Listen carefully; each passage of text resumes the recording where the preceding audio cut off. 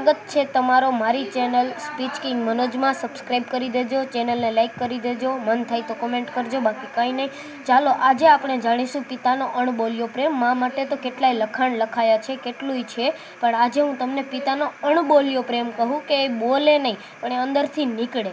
ઘરેથી નીકળતી વખતે પપ્પા ગળે નથી લગાડતા, કે ઘરેથી નીકળતી વખતે પપ્પા ગળે નથી લગાડતા, બસ થોડી વાર આંખોમાં જોતા રહે છે, જાણે કહી રહ્યા હોય કે બહુ તકલીફ પડે તો પાછો આવી જજે, હજી હું બેઠો છું, તારો બાપ બેઠો છે, તારો બાપ જીવે છે, કાંઈ પણ તકલીફ પડે તો હજી મને બોલાવજે, હું તારા માટે હંમેશા જીવતો રહીશ અને જીવતો હંમેશા હઈશ, તારા માટે હાજર જ છે તારો બાપ, એવું કહે છે।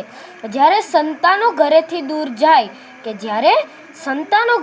દૂર જાય ત્યારે માં રડી પડે છે, પણ પપ્પા નથી રડતા, એ બસ બીજી તરફ મોઢું ફેરવી લે છે, જેથી તેમની ભીની આંખો કોઈ જોઈ નથી શકતા।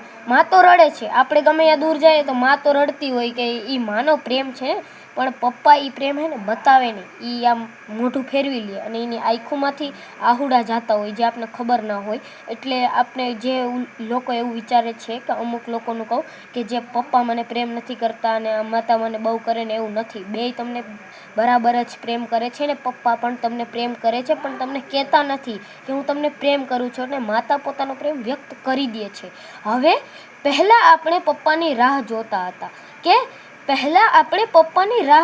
હતા કે પપ્પા ક્યારે આવશે, અને હવે પપ્પા આપણી રાહ જુએ છે કે મારો દીકરો કે દીકરી ક્યારે આવશે। પપ્પા માટે કોમેન્ટ કરીને જરૂર જાજો, અને જો આ સારું લાગ્યું હોય તો મારી ચેનલને સબસ્ક્રાઈબ કરજો અને લાઈક કરજો। અસ્તુ, જય હિન્દ, જય ભારત।